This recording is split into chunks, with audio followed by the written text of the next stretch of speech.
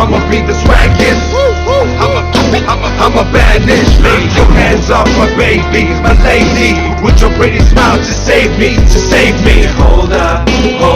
I'ma let my baby hold up to me. Just hold up, I'ma let my baby hold up. mise waxaad iska dhaadhicisay burcadda magaalada joogo idil inaad baabi'in karto soo sax ma hadalkayga hadalkaaga waa sax magacayga aan kugu celiyo waa David hawdka waxaa ku nool xayawaano badan mid walbana kartidiisa ayuu xambaarsan yahay laakiinse xayawaanadaas oo dhan waxaa u taliya hal xayawaan waxaana lagu magacaabaa libaaxa duurka joogana isaga ayaa boqorka anigana David kama liiti geesiga mar waliba aniga sida anigoo kale geesi inaad noqoto haddii aad doonayso waa inaad gurigaaga ka soo baxdaa nolosha bannaanka aad la qabsataa arwaa maxay wax meesha ka dhacay anigu waan la yaabanahay idink ma galdanistino صار على قبضاء يا أخي وين رولة ما نسكسو بنا يا أخي كان معصم هنا الداود يصدر أكثر مشان دور شاية كده هذا لكن واشر عذره magacaygu waa Jeff Manani sida la socotid aniga waxaan rabaa inaan imaado sida ugu dhaqsiyaha badan location gurigayga uu yahay waan ku soo diray teamkaas ayaana ku sheegi doona waraqadaasna waa saxiix doonta okay Jeffrey anigu waxaan ka doonayaa inaad soo ogaato codeynta qof ugu badan qofka markaas guuleysana waa inaad dadweynaha hortooda aad ka cadeysaan okay dhimala aniga ayaa bari imaanaya hawshana dabaraya oday soo hoyda eedana la dhageysta aniga markii hore waxay inaa qof walba ii codeynayso lacag siiya idinkana waxaad ileedin CC camera duubtay iyo waxa loo baahnay nahiidaasad aniga ii keenaysin idinka yeeli ma eedan dhageysta qof idin kamid ah eedan neefsan maayo mar damba ku neefta ku xira waa shukulaha ku hay ariya James Bambuna isku malaysan miya qatarad isku malaysan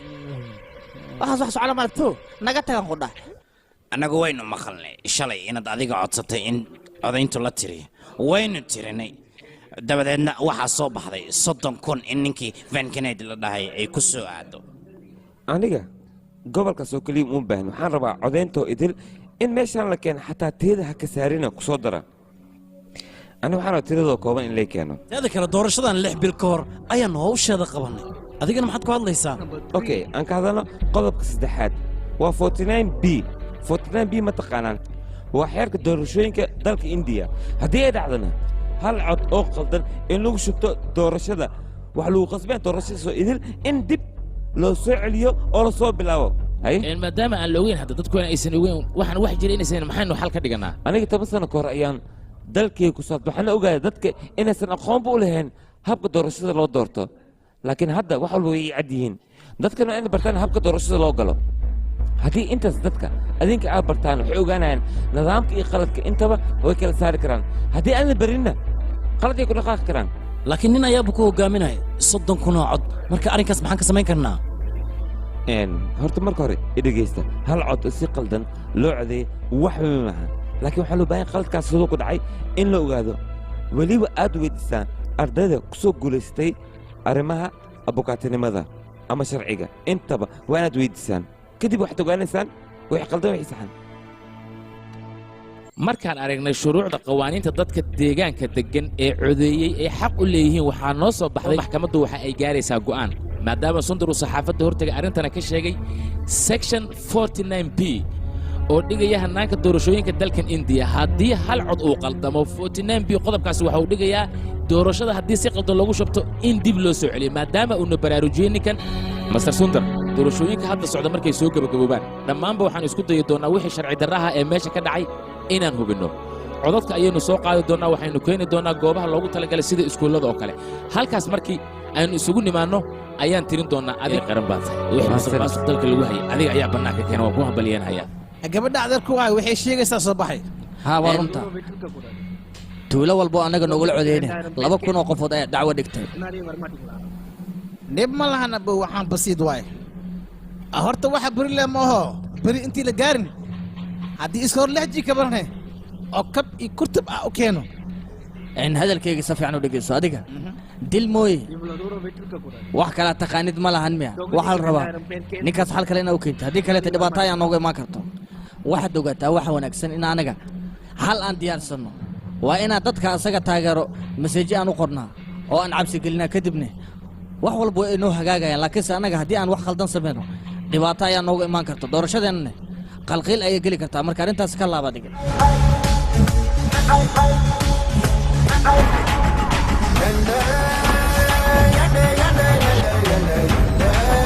kun qofood ayaa halkan diyaar ku ah ma waxay rabaan mar kale inay codeeyaan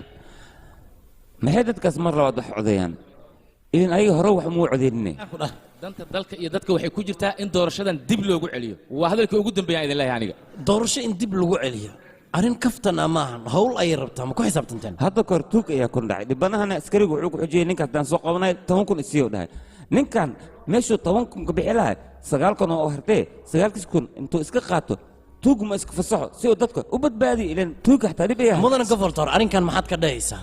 horta 1975 markii ra'iisul wasaare loo dooranayay Indira Gandhi dhibaatooyin fara badan ayaa waddanka ka dhacay sidan oo kalena waa ay dhacday doorashadana waxaa lagu sameeyey isdawmarin laakiin gobolka alabaad maxkamad ku tiilay ayaa lagu kala baxay arrinkana baarlamaanka ayaa loo wareejiyey dalkeena indiya run ahaantii muddo 5 sano kadib doorasho ayaa la qabtaa doorashadaas mar walba si daacada ma lagu guulaysa haddii aad doonaysaan dalkeena indiya inuu noqdo dal sharaf leh waxaa loo baahan yahay wax walba si cadaalad inaad ku dhammaysaan amar ka soo baxay golaha sare wareegta waxay ku soo saareen 22kii bishaynu soo dhaafnay 2018kii doorashada aad ku guulaysatay waxba inaysan ka jirin oo codadkaas adugu si gaar aad ugu shubatay doorashada xigta waxay dhici doontaa 15 maalin kadib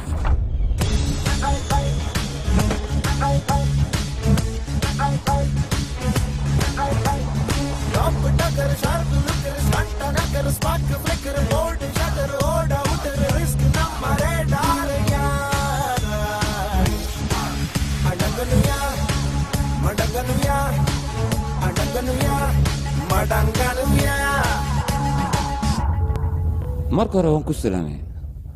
waxaan maqlay aniga ayaan tiraadinaysay marka sidaa darteed halkaan xumaad xoogaa inaan kula sheekaysto waadna og tahay saxaafadda mar haddii ay ogaadaan qalad dhacay qaladkaas lagama yaabo inaad dib u soo celiso xataa maxkamadda xitaa wax kama qaadi karto waan lagu baaba'aa meeshaas teed kale waxaa jira dad adiga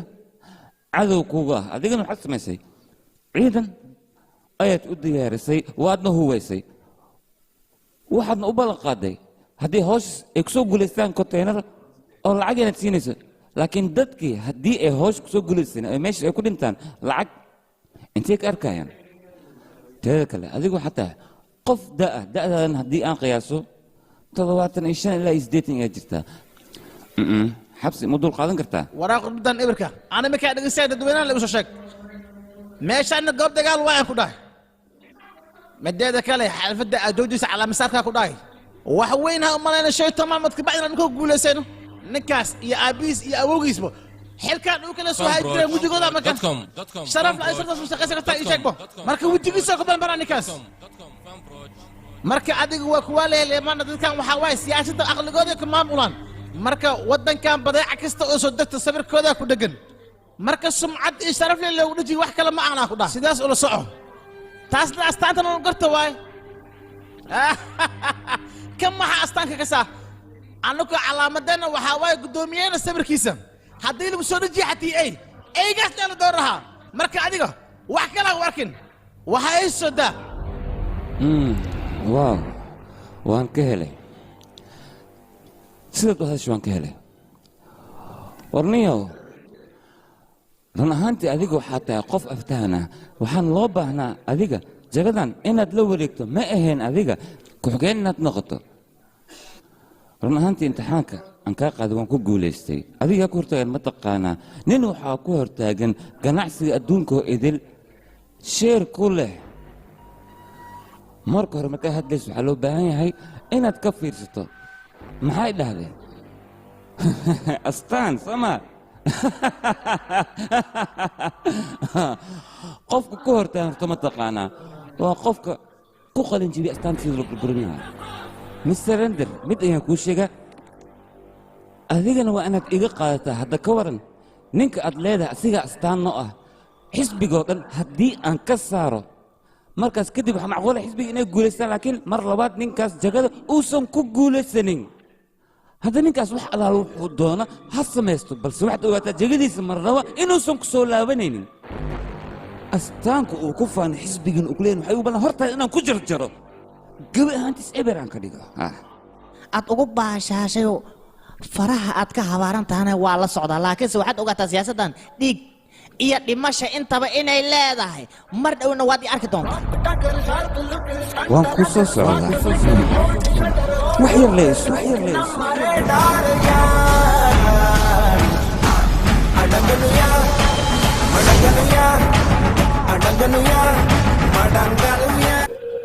warqaddan waxaa soo qoreen 32 degmo ee adigu ku doortay 32 dhibaatooyin kala duwanna way haysataa marka waxaa la rabaa dhibkaas adiga inaad xaliso haddii aad xalin weyso waxaad ogaataa xisbigaaga inaan ballaminayo kadibna dhibaatadan aan horgeynayo meeshaad cabashadaada iga hor cadday lahayd cunug sakhiire oo iskuul dhigtoo kaleetna cabashada warqad igu soo qorta waa baqaya muu jeedido laakiin aniga horta ma kasaa soomaaliga si loo aqriyo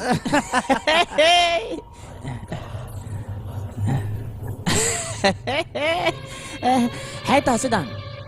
ariyaa mala socotaa dhibaatadan horta inay socda muddo 30 sano ah adigana warqad yaraad iigu soo qoraysaa miya weliba haafaad iiga soo dhigaysaa ma waxaad u malaysaa doorashada aniga inaan fariig ku soo galay war aniga fariig kuma soo galin lacagteeda ku soo galaan ku dhah adiga mala socotaa dadkan aniga ii codeeyey marka hore ayagoo gaajaysanay halkan yimidayna ku dhah maskaxda ka shaqaysii anigana markaas codka waan ka iibsaday adigana waxaad rabtaa miya si fudud inaad aniga wax walba iga dhammayso war aniga waxaas wax igu socahay ma iga tag maya aniga adiga ma is afahmayno waxaadna ogaataa dadkan dhibka haysto maalmo kooban inay ugu bixi karaan laakiin waxaad ogaataa adiga haddii aad wax ka qaban weysa cimriga inta ka dhima xabsigeed ku dhamaysanaya annaga haddaan nahnaa ku dhahay reer taamilaan ku dhahay laba xisbi siyaasiyiinaan leenahay labadaas xisbi mataqaan midna waa aniga midna waa midka makrofonkaas taaganaan ku dhaha asagana waa ku jiryaa taada kale dhegeyso xisbigaasaad arkaysid waxaan ku dhaha halkan waxay u yimideen inay caddeeyaan inay xisbiga ka tirsan yihiin doorashadana ay ka qayb galaan adigana waxaad rabtaa adoo 200 oo cod kaliya haysto inaad naga guulaysato weliba weji caraahaad leedahay soo moogid oo hadda adiga ma waxaad ku faanaysaa codadka badan oo aad haysato ariyaa dhoohanaa tahay dhoohan waxaad og tahay mala ana horaa kugu sheego codadkan waa iibsanaan ku dhaha lacagteenaan ku helaa annaga ariyaa dhegeyso 234 xildhibaan oo ka tirsan baarlamaanka iyo 36 wasiir waxay heli lahaayeen warqadan xun ku soo qortay miya adiga horta ma waalataan ku leeyahay dhibaatada ila damacsan tahay maxay tahay oo mar walba ila daba joogtid waxaana ogaataa xisbigayga awooddan waa helayaan cid ka hor istaagi kartana ma laha doorashadana guulaysaa ma kuu muuqato oo hagaag si fiican aan kuu fahmay aniga marka hore waxaan ku haystay motoorka siyaasadda adiga inaad tahay balse maanta waxaan ogaaday lagu yaroo siyaasadda ku xiran inaad tahay laakiin lagu keliya ma socon karaan anigana hadda waxaan khasbanahay motoor adiga kaa weyn inaa meesha aan keeno waxaan kaloon kuu sheegayaa sheekadan kaligaaga inaysan ku qusaynin 234 sheegtana way qusaysaa laakiin waxaad ogaataa taageero ka badan anigana haysto aniga lacaga heestaan ku dhahay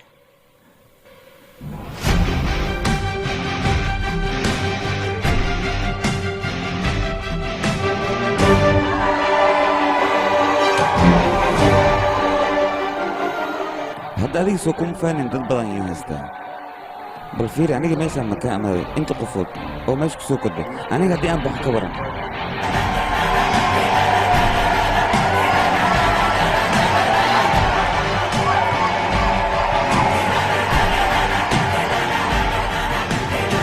ay guux ma maqashaa mase dhegtaa timaad soo baxayaan kaa xiriir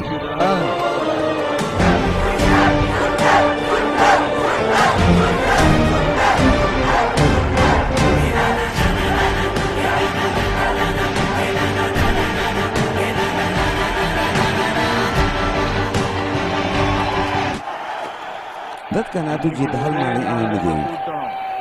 hooy gacan yare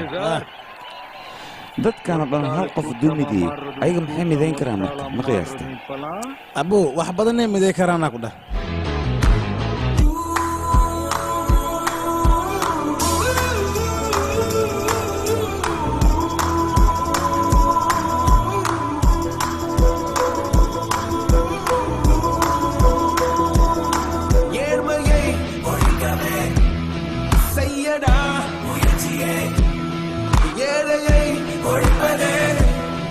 உங்களின் வளர்ச்சியா